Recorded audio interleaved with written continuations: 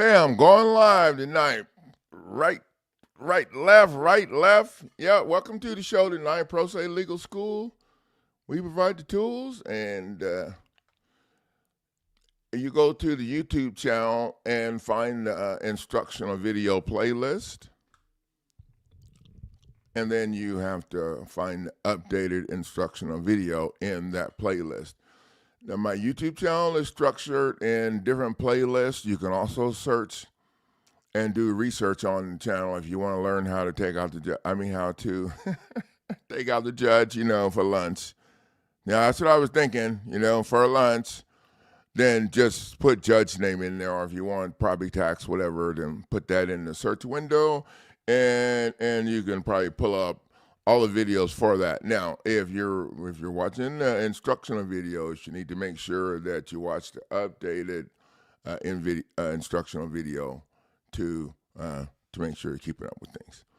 So, welcome to the stream tonight, and tonight we're gonna have one tomorrow too. Tomorrow's stream we're going to talk about stopping the court process 101. Because that's really what we learn how to do here. We learn how to stop the court process. It don't matter if you're foreclosure or tax lien or if you're in criminal or whatever. None of that. Well, it kind of a little bit of it matters, just a little. But the process on how we roll is the same for each of those situations, because we ain't going up in here asking for them to give you anything. You already know they ain't going to give you the damn thing. We know that already. They're not going to give you anything. So we go in and we got a different program. So welcome to the show tonight, Heather, my number one fan when I'm out chilling. Or my kids and my wife are out chilling. But you could be number one right now because you here. And Humera, welcome to the show tonight. You guys, Humera is the brains behind the computer. The brains behind the website and in front of the website and on the side of the website. She's like a partner, helping me keep everything rolling smooth, front and the back. And we're lucky to have her on the team.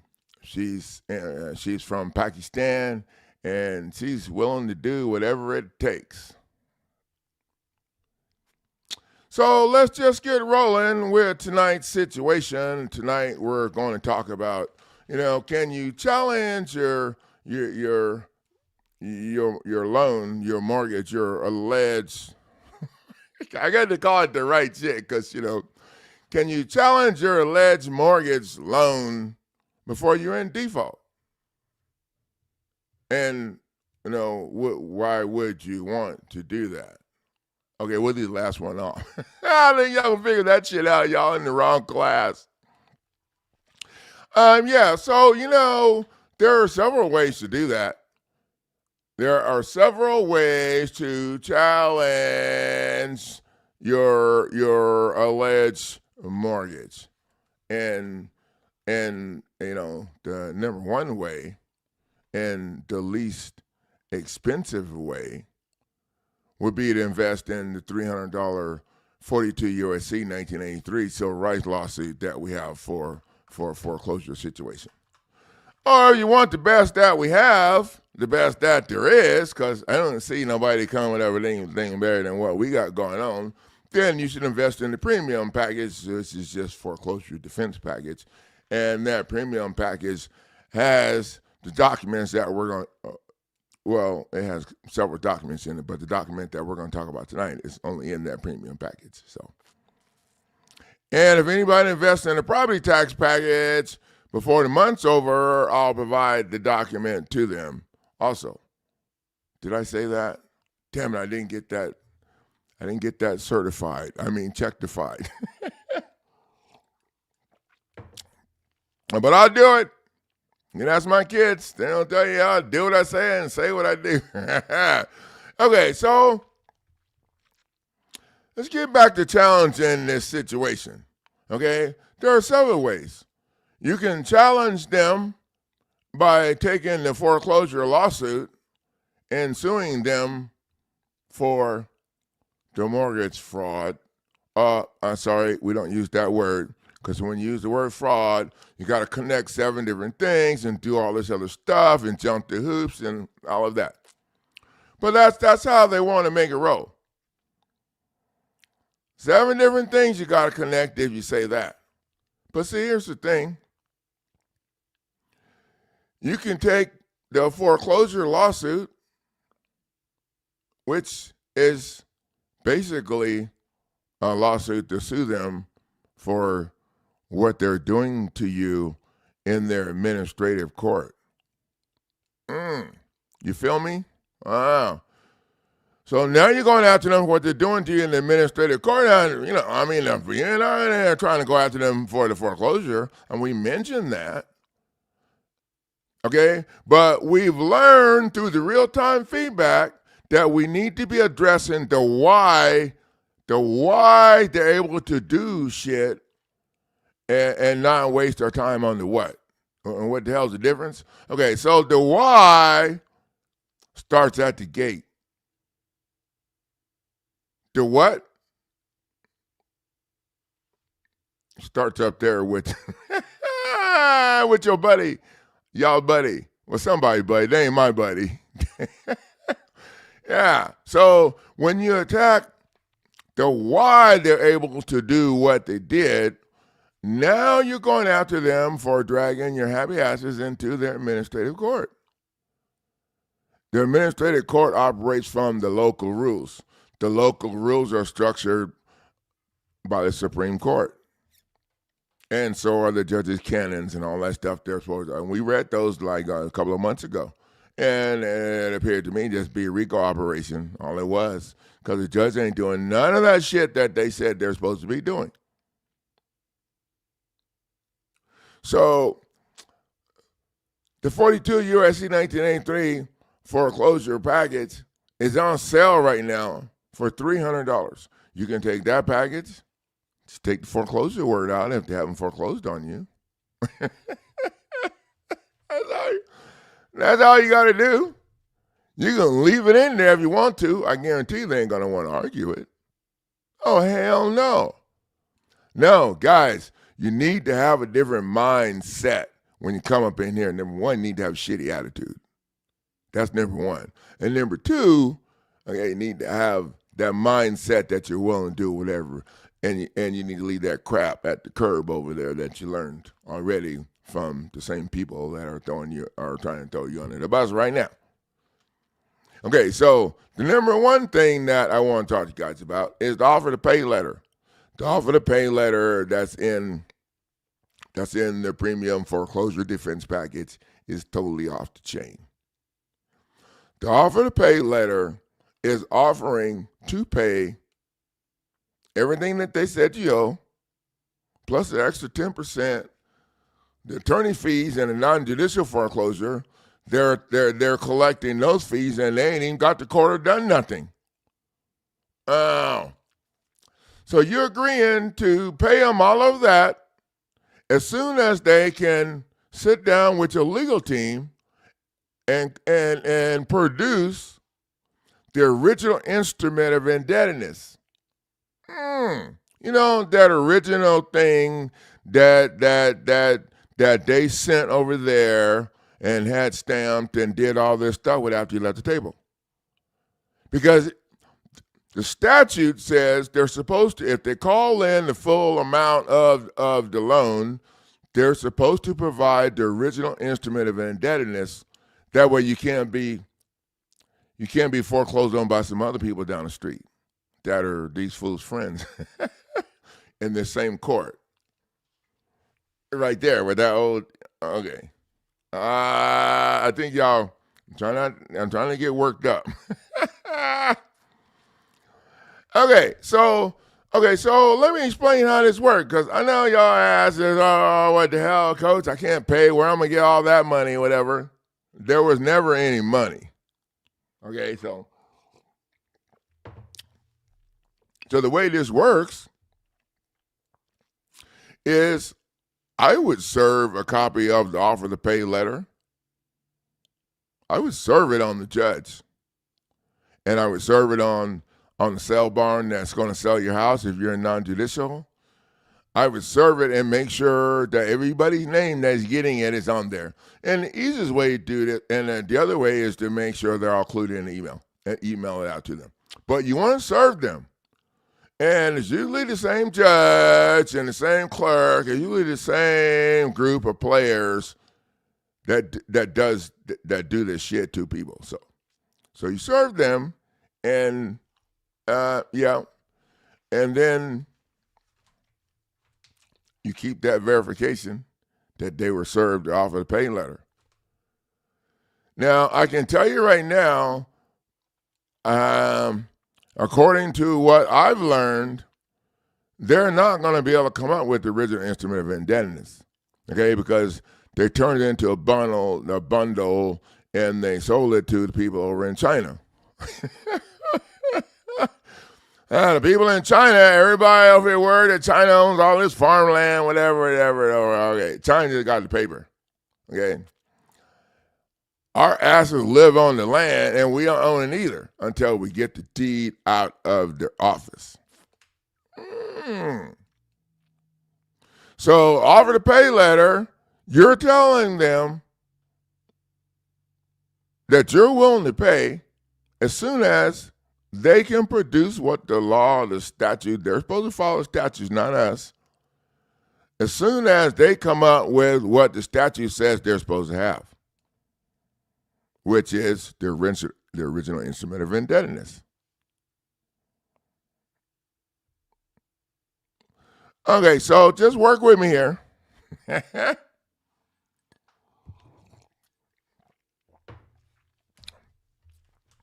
Say you did all this, and then they want to foreclose on you later. So they, file a little foreclosure stuff, and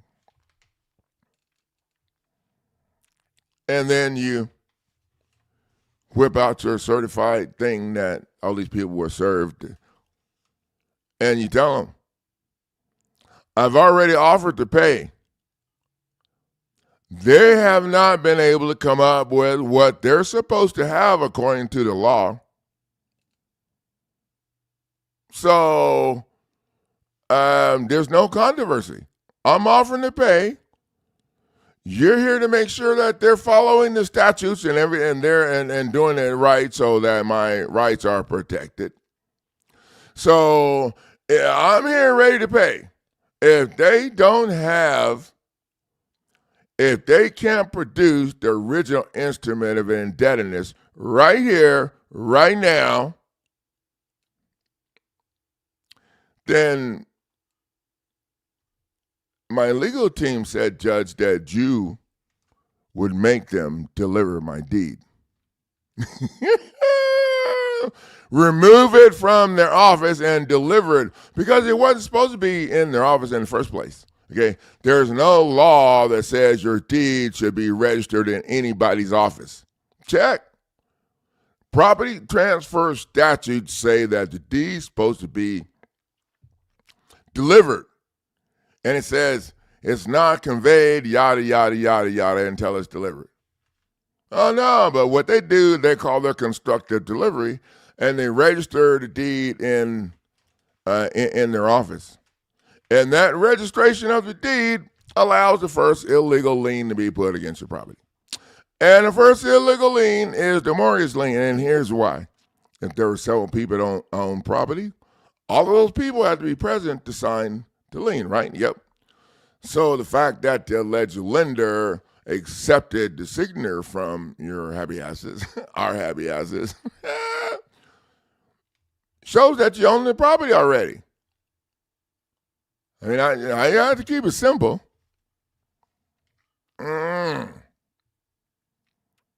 So while the attorneys are trying to swallow that, the next question I ask is this. If the deed was not registered in the office, would the alleged lender be able to verify that there was a lien against your property?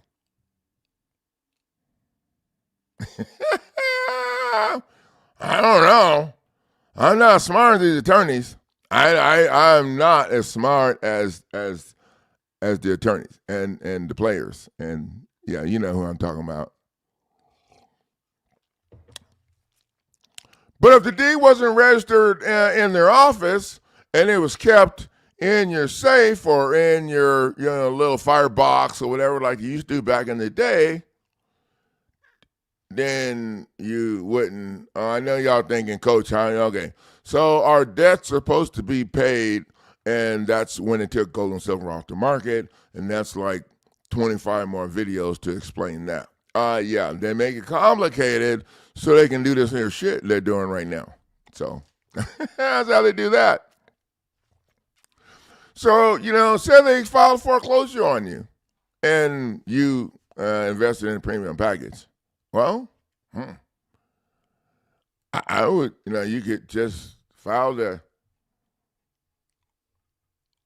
have it dismissed. Actually stricken.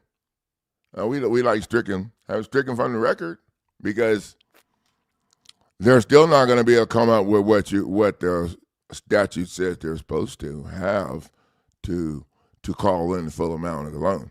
They're not. They can't. If they did, they have that shit right on there. You have a copy of it, whatever, and Well, no, I mean a copy of it after it had been all this other stuff done to it, and after it was securitized. That's what you call it when that happens.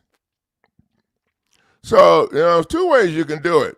You can get the $300 lawsuit, and you can go after them for, the whole process that they put you through that was in an administrative court. Or you can get the premium package, and if you get the premium package, then you have a whole bunch of other stuff to have fun with. We got a demand to dismiss in the premium package because they're not foreign agents. Or they haven't been registered as foreign agents. We got a demand to strike because of the same or similar different situations. We got quite a few punching documents. In some people's face. So, one of the things that I want to touch on, if anybody's from California, I was just wondering how it's going to go with those people who lost their homes in the fire. And, are those people going to be foreclosed on? Is the government the state going to take control of their property? Has the state taken control of the property that's been burned already? I'm asking. Because I know in the foreclosure process, you can go to the county land bank or the association deeds registration office and pull up if your stuff, if you're in default, they already have it listed in there so they can send it out to everybody so those people can come to your house and look at your stuff and get in your way and tell you they bought your shit. You need to get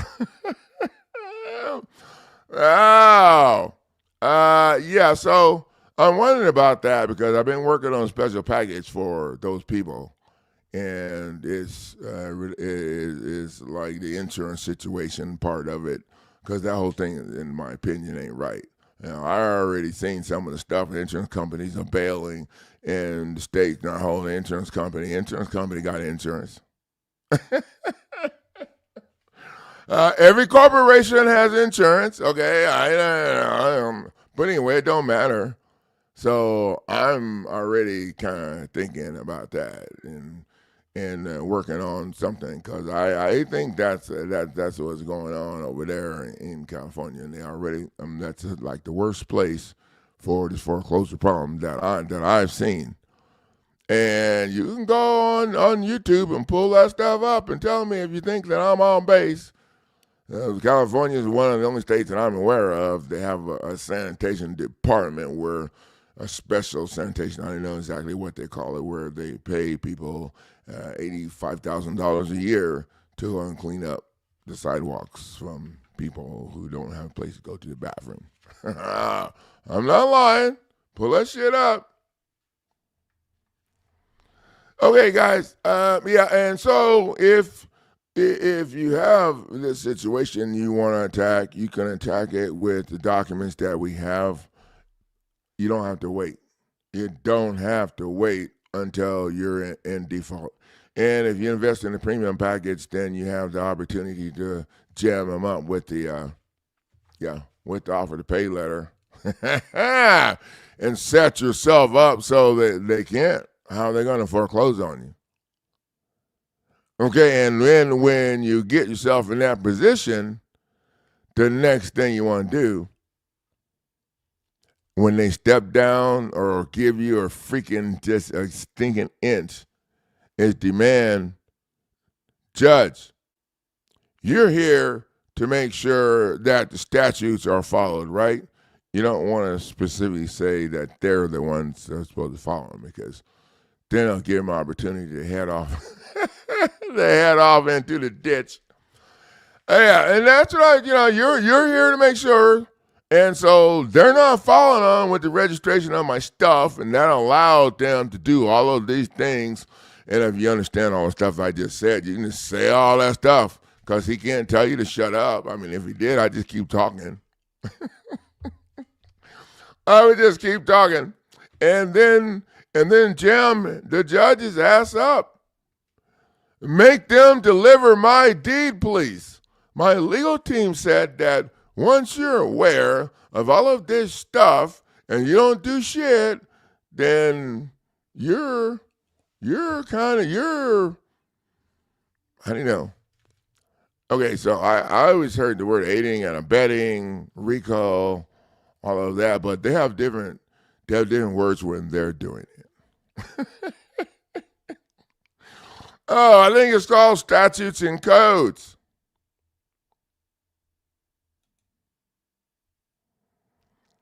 Oh, thank you, Humera. You know that I had to show that up there, and I'm just going to leave that for the rest of it. Oh, yeah, we're turning up the heat. I got haters emailing me, messaging me, texting me. I had the one that texted me 30 something, and I think he's a judge. And I think I might find out where. I think I might have found out.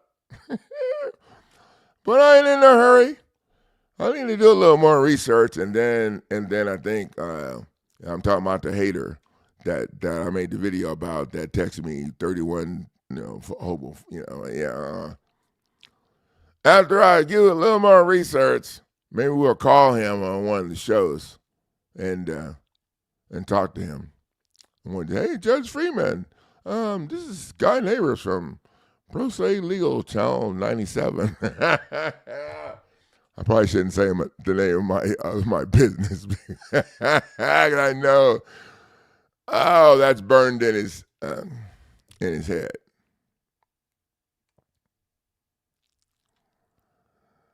Well, thank you, Heather. And I'm not okay. I'm just gonna be honest.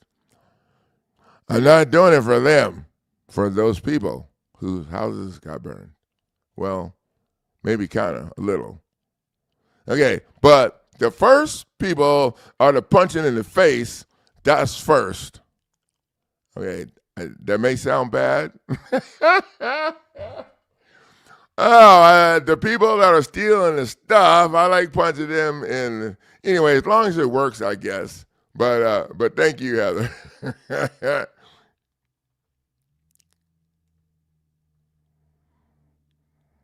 All right, Ken. So Ken, are they going to is the bank going to foreclose on people whose house burned if they can't continue making payments because they have to go live in a freaking hotel or wherever? I don't know. Not everybody can afford a hotel. So I'm just wondering about that because I was sometime I get to doing research because I get bored or not really bored, have to do something else so my brain don't explode. And I was doing a little research, and some people were saying that the electric company was responsible for the fires. And oh wait, so some other people were saying that the city refused to clean up a bunch of shit and didn't want to clean the forest, and then some other people were saying, so I'm a little cynical at this stuff when it comes to this stuff, so I see things differently. And so all of these things that people are saying all add up to, well, what happened? Now they're saying the insurance company's bailing out and nobody's, so if the insurance company bails out, well, wait a minute. The attorney general is supposed to jump up in their ass and do something because the attorney general is supposed to be protecting y'all. Or is the attorney general protecting the corporation? I'm confused. Oh, do we have attorney general here tonight that can help us? Because I'm confused right now. Because I don't know how the insurance company could bail out and just, and I don't care if, what burned. The insurance company is supposed to cover that shit if you've been paying them. How can they just bail out and actually, they don't have insurance? Maybe they used up their insurance on fancy cars and shit and boats and stuff. I don't know. But anyway, that's kind of where I like to figure out where I can piss off these people the most. Okay, so in I'm doing that. I'm helping some people too. So I guess, I'll be like superhero while I'm pissing off some people. But I don't really care about the people that's getting pissed off because they're buttheads. So it works out.